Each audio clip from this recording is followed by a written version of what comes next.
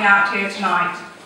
Before we get started, and we do have a full evening of performances, panel discussions, speakers planned for tonight, I just want to take a moment to talk about the reason we're all here, which is to raise awareness about issues facing the ocean today, and the ways in which the Marine Environmental Research Institute is combating these catastrophes. When Susan Shaw and I first discussed doing a Blue Beyond Borders event for a Mary fundraiser, she was quick to say yes, and eager to get the show on the road. And now I'm thrilled to introduce this evening's keynote speaker and my dear friend, Dr. Susan Shaw, the founder of Mary. And we can finally get this evening started. So this is the very reason we're all here tonight, Susan Shaw.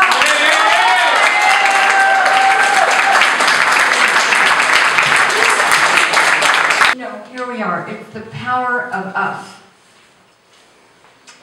Margaret Mead said, "Never doubt that a small group of thoughtful, committed people can change the world. Indeed, it is the only thing that ever has." And it's such an excitement to have everybody from every walk of life, and I love having people from all the arts. And we want your commitment, we want your passion, and we definitely want your ideas. And I would say to you, if you have great ideas, please write them down and please send them to us. We need you. Thank you. So I work with the aquaculture program and the other 5 CT programs, and we're building oyster reefs. We're building an oyster nursery with 2 million oysters. We're growing oysters in the New York Harbor to restore what was once 300 square miles of oyster reef that filtered the water, that protected the shoreline, that enabled all of the other life of the estuary. So we're getting back to that point. I've told some people it's going to be a long process. Starting with 2 million oysters in the water column now, 50 square feet of oyster reef off the coast of Governor's Island, and 4 other sites in the harbor. So I'm here to talk about that and just promote New York Harbor School and the restoration program. We're expanding to middle schools. We're getting out there. So thanks for putting me up here to speak for Mary. We see higher rates of learning and behavioral disabilities, cancer rates, and so on and so forth in our very own species. Yet we don't even look at our reflections to see the warning signs. And when I say that oceans connect each and every one of us, where I see some friendly faces and some familiar faces in the audience. But for those who don't know us and we don't know yet, we're still intricately connected, because anything that we do to the oceans ends up in your plate and vice versa.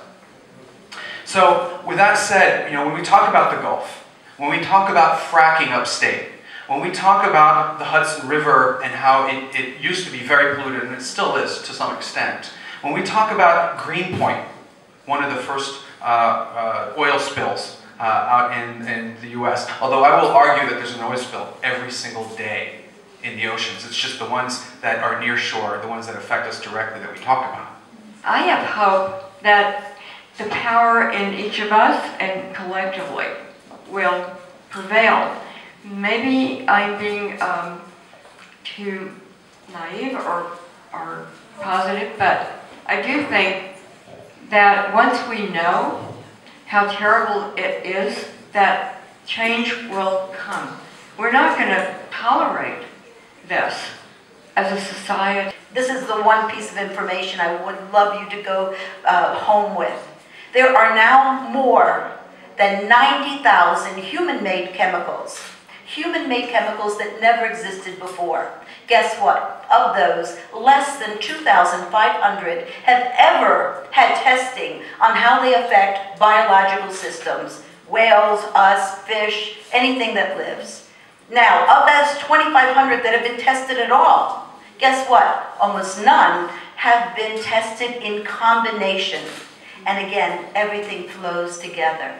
So that was a very big take-home piece. In addition to when you were saying in your talk that the wombs of the marine animals were occluded because of the flame retardant. My oldest daughter was born 41 years ago in the year that we were not permitted to buy like regular pajamas. We were not permitted as new parents in the United States to buy cotton, nice pajamas. We had to buy the flame retardant. And we were sold that bill of goods that if we didn't, we were pretty lousy parents. So I couldn't accept stuff from France, from my mother-in-law who had nice cotton pajamas, like you were probably raised in, you know. And I realized I marinated my daughter every night in sleepy stuff that was built to withstand 200 washings and more. It was saturated with this flame retardant, and her whole generation was as well.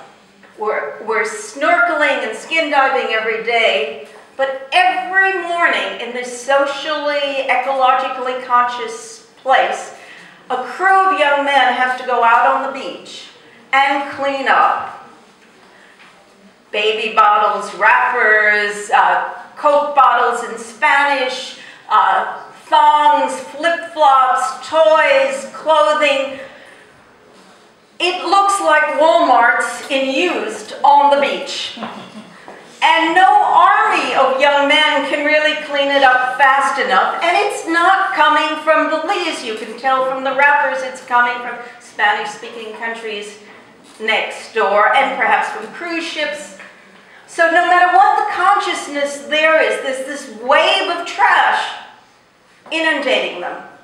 And you go out on the reef, and you can see from year to year, we had been there the year before, it's weaker, it's chalkier, it's dirtier, there are fewer fish. The fishermen take you to the good places, but there just are fewer fish. And frankly, though everyone denies it, I think the reef is in bad shape. I'm known to do rap music about some unusual topics, as Ash indicated. I rap about Darwin's Origin of Species and the Canterbury Tales. And when Ash told me that she was doing this event, she asked me to write something specifically for it. And then she suggested, but instead of coming with something written, maybe you could come to the event with nothing written and then write something during the event and then share it. So while we've heard the speakers, I've been just back there taking notes, and here's an original composition based on everything we just heard. How are you guys doing in the back? Can you hear me okay? Yeah? Alright. As a child, I was known as an ocean diver. Deep breath, feel the salt in my eyes, open wider. Grandma drops her glasses over the side of the boat with a splash, and it's only 20 feet deep, and I'm gone. I'm diving after them. I'm from the Pacific Northwest. Vancouver, Canada, a place where you can swim 10 minutes from city traffic, a place where you can throw a crab trap in the ocean a mile from downtown and they're safe to savor. It's okay. Crack them open. I'm from the home of the orcas, where the oceans are gorgeous, a place where the only catalytic converters in the ocean are oysters. So when I heard Susan Shaw say her heart was broken at the state of ocean pollution, I just thought, no, say it ain't so. Because I grew up swimming in pristine waters with sea otters, and as a teen, my parents took me to watch Sea of Slaughter. So I've known that overfishing was a problem since I used to go salmon fishing as a kid, and I often caught them, and lately it's only dogfish and rock cod off the bottom, so that's an obvious one, and conservation will probably solve it. But all this about flame retardants and microplastics and oil droplets so small that we never saw them, the ocean's becoming toxic because of the fleece jacket I have and my skin products. So how do we know? I mean, the molecules are kind of miniature. We know because scientists like Susan Shaw devises studies to find their signature. She dives into waters with chemical levels so high that her skin hurts. So skip the retardant-soaked sofa and buy a fire extinguisher. Take it back from the take it from the toxicologist with the public health doctorate. It's better to skim off the oil than to break it up into smaller droplets when it may accumulate at the top of the food chain. And make sure it's only non-toxic products that you drop in your suitcase. Listen to Susan list off the list of problematic brands and watch the mood in the room change. Microplastics are everywhere, so don't swallow your toothpaste. We live in a world in which a harbor seal on the beach is a toxic spill, in which we use fossil fuels to get to and from the office still, a world in which the fish in the Thames are getting into feminism and learning to chill thanks to a steady diet of secondhand contraceptive pills. So I'm adding my voice to the call for change, from political thought to will. I want an Audi, and I want it to run on algae, thanks to Josh Tickell. It's time to stop toxic ocean pollution. Stop listening to rappers and keep the microphones open to Susan.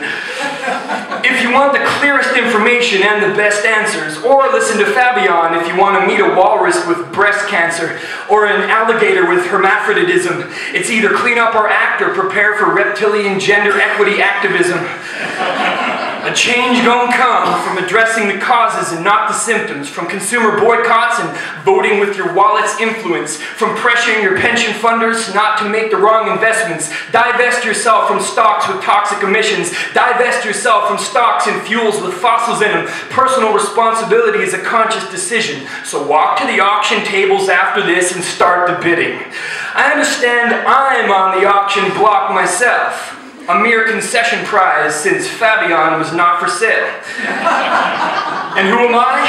A Canadian rapper from BC. I'm a science communicator, but I put my journalism on CDs. Susan is a primary source. Next to her, I have it easy. Ideas in me are like chemicals collating in a sentinel species. Good or bad, they have a habit of building. All I know is I want a better legacy for my grandchildren. The oceans are like our lifeblood. They ought to be treated the same. Nothing goes in them from now on that you wouldn't put in your veins. Let's be active citizens. It's our world and we have to live in it. And one day I'll drop my glasses in the ocean and I want to watch as my grandchildren dive in with no hesitation and bring them back for me, and instead of rushing back to the land, they stay and splash and have a great day and have a swim in it. Thank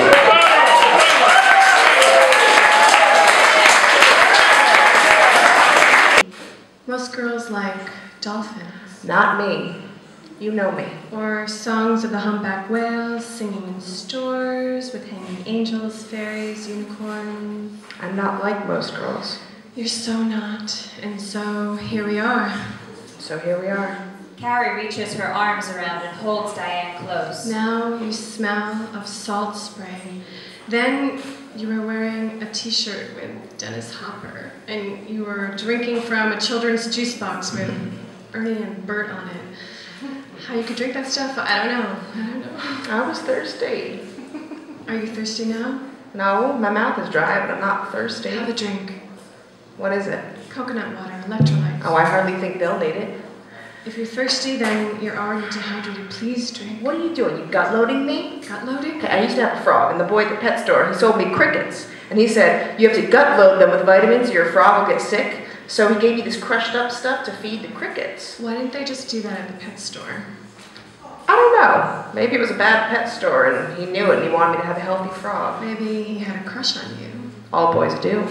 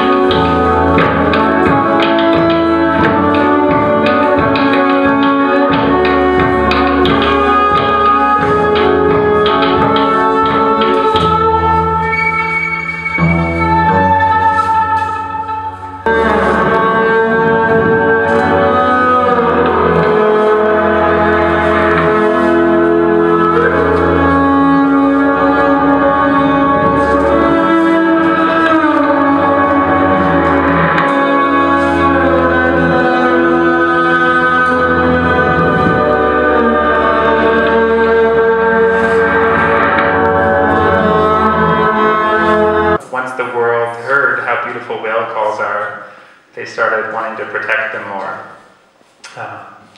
So anyways, we took this month-long journey. We went to the Falkland Islands, to South Georgia Islands. We saw millions of penguins. It kind of felt like that's what the world used to be like. With this, there's such an abundance of wildlife down there. It's mind-blowing. Anyways, I was down there as a composer for a movie that was being shot, and they told me to bring my bass just in case. and which I'm always happy to do.